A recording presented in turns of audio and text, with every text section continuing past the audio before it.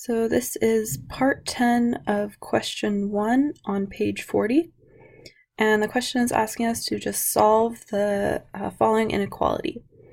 So I'm going to start by rewriting this inequality out. I have x minus 3 over 4 minus 2x minus 1 over 3 is less than x.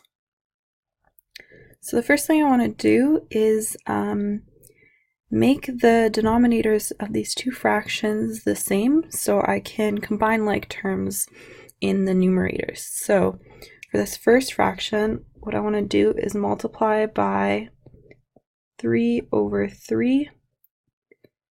For the second fraction, I'm going to multiply by 4 over 4, and we'll see this gives us the same thing in the denominator. And the reason I can do this is because I'm just multiplying by 1 in both of these cases. 3 over 3 is 1 and 4 over 4 is 1, so I'm not changing the expression in any way.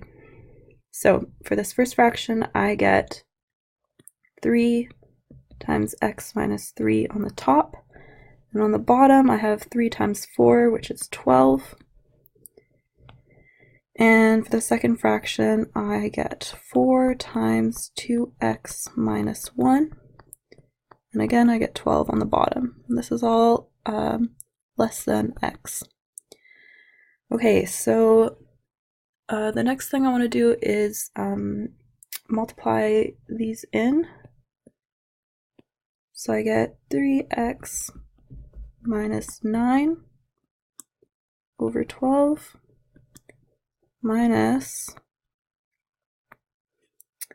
4 times 2x is 8x, 4 times negative 1 is negative 4 over 12. And so now I'm going to combine the like terms, or combine these two fractions because I have the same thing in the denominator. So this is going to end up looking like 3x minus 9 minus, and in brackets, this is important, 8x minus 4. This is all over 12. So I put this 8x minus 4 in brackets because the negative between these two fractions applies to the whole second fraction. So I have to keep that in mind because this is now going to give me 3x minus 9 minus 8x plus 4, because I essentially have a negative 1 times a negative 4 here. This is still over 12. And now when I combine like terms, I have 3x minus 8x is negative 5x. Negative 9 plus 4 is negative 5.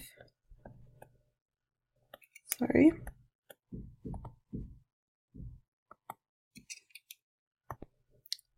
Minus 5 over 12 less than x. So now I want to multiply both sides of this inequality by 12.